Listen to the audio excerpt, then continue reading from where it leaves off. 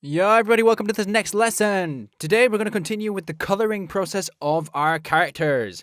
And I'm also going to start adding in some shapes to our composition. Like, for example, the planet, the moon, and the rest of the shapes that are going to compose the main image. I started with the Earth to get it out of the way and be able to base where I place the rest of the colors off of this. Obviously, I'm making it blue, and later I'll add in the continents that we can find. I'm going to crop it a little bit just to be able to remove the extra areas off the artboard. Well, now I'm going to move on to coloring the characters. I'm going to start on the left, and what I'm going to do from flat colors, I'm going to shape the head little by little until we're starting to see the details. As you can see, what I'm mainly using is the pen and the preset objects. Like, the ellipse, and I sometimes use a square tool as well. But mostly, I'm going to use the ellipse and the pen in this case. Also, I'm using the reflection tool to avoid having to repeat a lot of the actions I'm doing. I'm also going to go along testing. I want to give it quite a simple aesthetic, all rounded and stuff, because I think that's the best for this. I want my infographic to be something that has like a childish feel to it. I want it to be something that anybody can understand, no matter the age. Like, not entirely childish, I guess. So for that, I'm going to try and make the lines, their endings, make them rounded. That's why I'm selecting the two options in the middle that the line path tool gives us in this window. Can you see how little by little we're getting there? It's just a question of adding in little adjustments until you're happy with the end result. For example, the eyelashes finished in a point, like with these little triangles I had before, weren't great for me, so I'm going to draw in some lines that are rounded so that it fits more in the style that I want to put in my illustrations.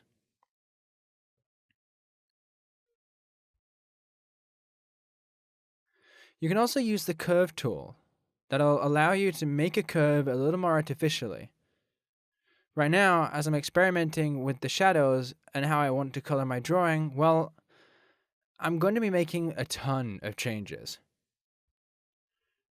I'm going to use the rest of the colors in the palette to be able to put in some areas that stand out.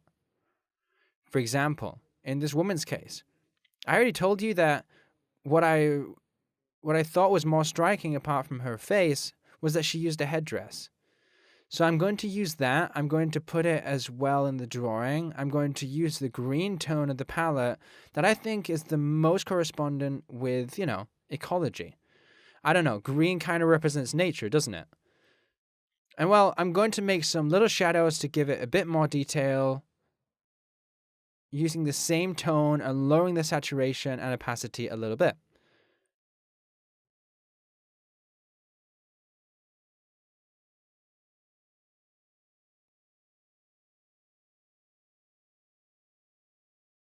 As you can see, this is a little by little process, and we're getting different shades that are completing the image bit by bit.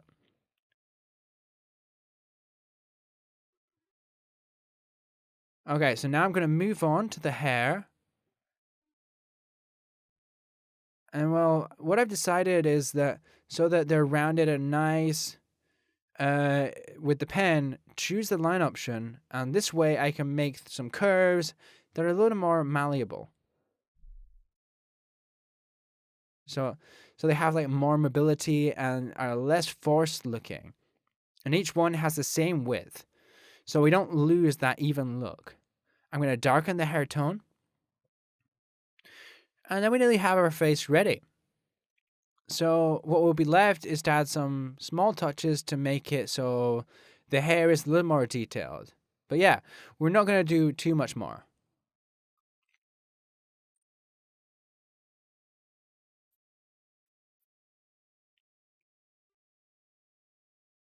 So now what I'm going to do is add in some lines in the same way I did with the hair, but this line won't be as thick.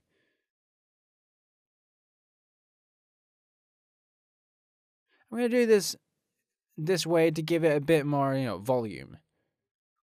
So we can see that they're kind of like dreads and differentiate them from all the rest of them. Because if not, it just looks like they're blobs.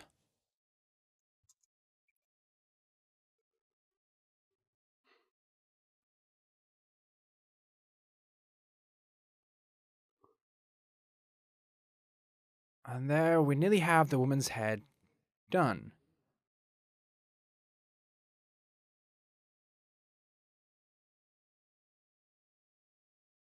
Little by little, if I need to modify something with that direct selection tool, that can be done.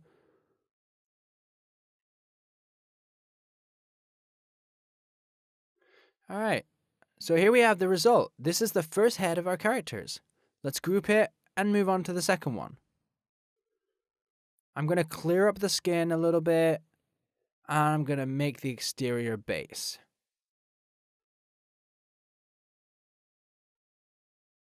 I'm going to repeat the process of making flat shapes to add in general color, and then in the end, I'll add in some details.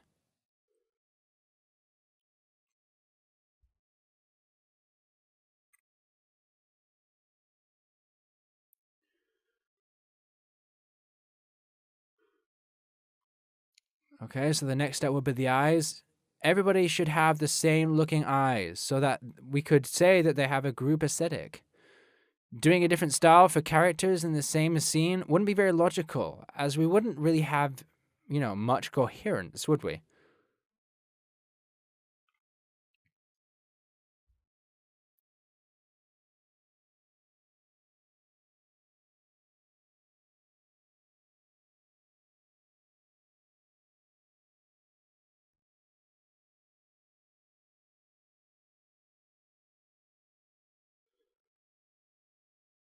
I'm making some marks here on the eyebrows, to make them seem a little bit bushier.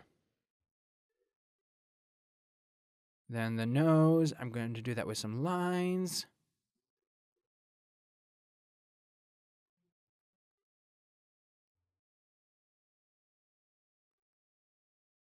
Probably the most fundamental part of this man's face is his mustache.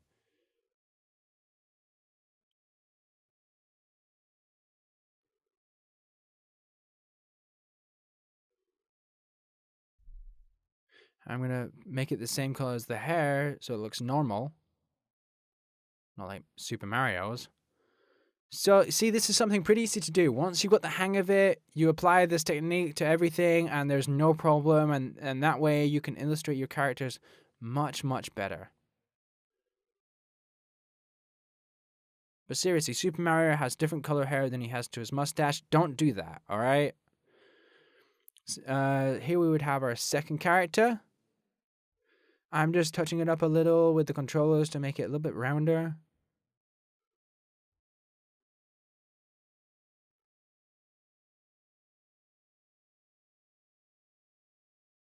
And that'd be ready. I'm going to group it, and I'll move on to the last character. I'm going to give this guy pale skin. All of this, obviously, I'm doing this with the references images I showed you before. Without them, I wouldn't really know how to direct this. And, as I told you, also, instead of adding in skin colors to make more realistic drawings, you can synthesize the style even more and give it a concrete color palette that all of the characters you're going to make can share. So, for example, this tone, it doesn't have much more detail. Let's put in the lines of the eyelids.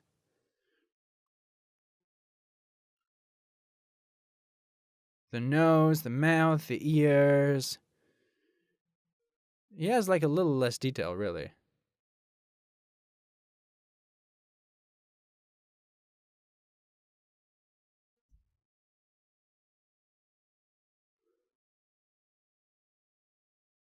And, well,